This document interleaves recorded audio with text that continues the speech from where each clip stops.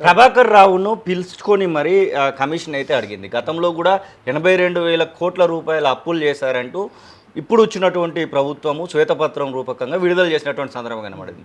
అప్పుడు ఏదైతే ప్రభుత్వం కొత్తగా వచ్చినటువంటి నేపథ్యంలో చాలా వాదనలు, ప్రతివాదనలు, మాజీ మంత్రి హరీష్ రావు అక్కడ మాట్లాడినటువంటి అసెంబ్లీలో మాట్లాడినటువంటి మాటలు ఇవన్నీ మనం చూస్తూ వచ్చినాం.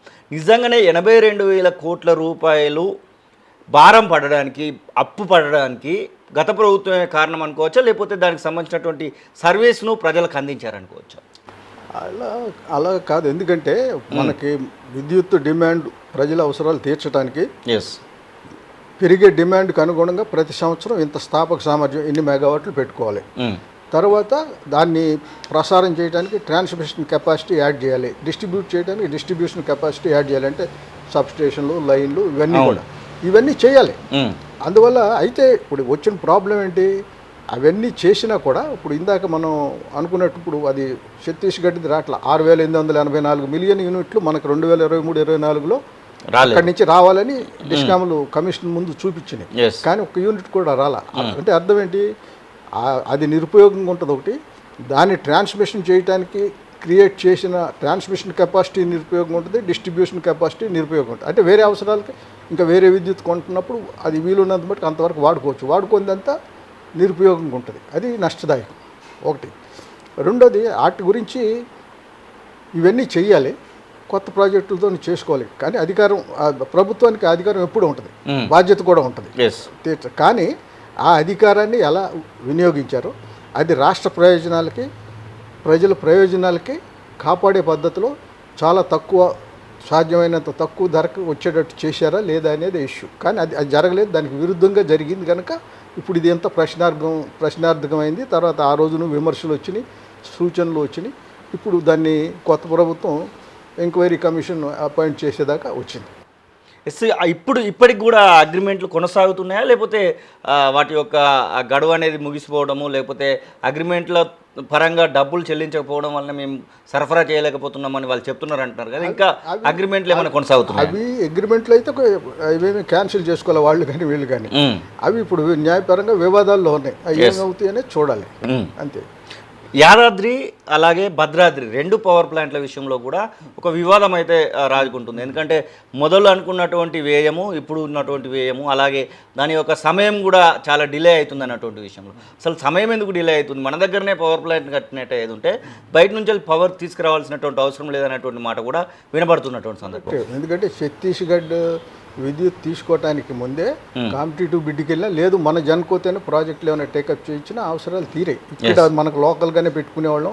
బయట నుంచి ఈ సెంట్రల్ ట్రాన్స్మిషన్ యూటిలిటీకి ట్రాన్స్మిషన్ ఛార్జీలు, లేదా అక్కడి నుంచి మన తెలంగాణ దాకా వచ్చేదాకా ట్రాన్స్మిషన్ నష్టాలు ఇట్లాంటివన్నీ నివారించుకొని వీలయ్యేది, తక్కువ ధరకు కూడా రావడానికి వీలయ్యేది. అలాగే ఇప్పుడు భద్రాద్రి, యాదాద్రి కూడా అవి కూడా వివాదాస్పదంగా మారినాయి.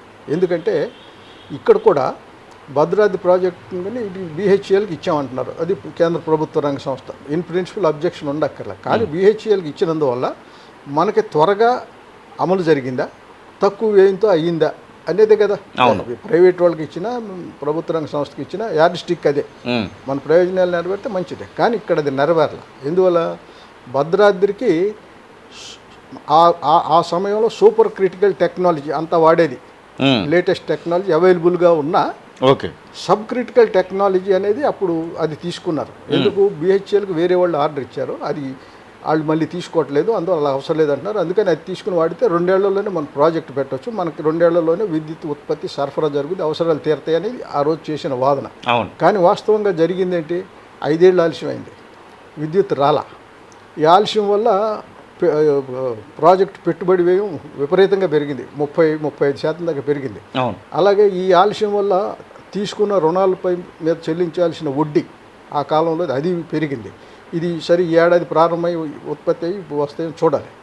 అంటే ఏంటి, అసలు ముందు అనుకున్నది నెరవేరలేదు, దానికి విరుద్ధంగా జరిగింది. రెండోది, సూపర్ క్రిటికల్ టెక్నాలజీ వాడితే మంచిదా, సబ్ క్రిటికల్ టెక్నాలజీ వాడితే మంచిదా అనేది కంపారిటివ్ అనాలిసిస్ చేసి ఏది ఎక్కువ ప్రయోజనకరం అనేది వాళ్ళు నిర్ణయించుకుని దాని ప్రకారం నిర్ణయం తీసుకుంటే బాగుండేది.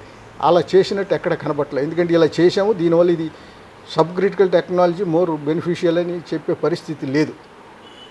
ఈ రెండింటికి డిఫరెన్స్ ఏంటంటే, సబ్ క్రిటికల్ టెక్నాలజీ అనేది కాలం చెల్లింది. సూపర్ క్రిటికల్ టెక్నాలజీ లేటెస్ట్ది మెరుగైంది. దాంతో ఉత్పత్తి కానీ చేస్తే అందులో లాసెస్ కూడా ఇంధన వ్యయం తక్కువ అయ్యి ఎక్కువ ఉత్పత్తి చేయడానికి విద్యుత్తును వీలవుద్ది. సబ్ క్రిటికల్ అయితే దానికంటే ఎక్కువ ఇంధనం వాడి తక్కువ ఉత్పత్తి చేసేది వస్తుంది. అది లాంగ్ టర్మ్లో అంటే పీపీఏ పీరియడ్ మొత్తం తీసుకుంటే ఏది బెనిఫిట్ అనేది వస్తుంది. అది ఒకటి. రెండోది సూపర్ క్రిటికల్ టెక్నాలజీ వాడితే ఈ పొల్యూషన్ కూడా ఇప్పుడు సబ్ క్రిటికల్ వాడేదానికంటే చాలా తగ్గుద్ది. అందువల్ల సోషల్ బెనిఫిట్స్ కూడా అందులో ఉన్నాయి, ఫైనాన్షియల్ బెనిఫిట్స్ ఉన్నాయి, అవన్నీ ఉన్నాయి. వాటిని సరైన అంచనా వేసుకుని ఏది తీసుకోవాలనేది నిర్ణయించినట్టుగా లేదు అక్కడ. ఓకే, అందువల్ల అది తొందరపాటు నిర్ణయం అయింది. రెండోది ఇది మన కోవిడ్ 1 year అయితే 1 year అంతకు మించి లేదు కదా లాక్డౌన్. దానివల్ల 5 ఏళ్ళు ఆలస్యం అయిందంటే సబబు కాదు కదా. ఆ 1 year ఆలస్యం అయిందంటే అర్థం చేసుకోవచ్చు. అందువల్ల అవన్నీ పొసగని ఎందుకు ఇంత ఆలస్యం అయింది, అటు కారణాలు ఏంటనేది బహుశా మన ఎంక్వైరీ కమిషన్. అసలైన తొలి వెలుగు. ఫాలో వాట్సాప్ @తొలి వెలుగు అఫీషియల్.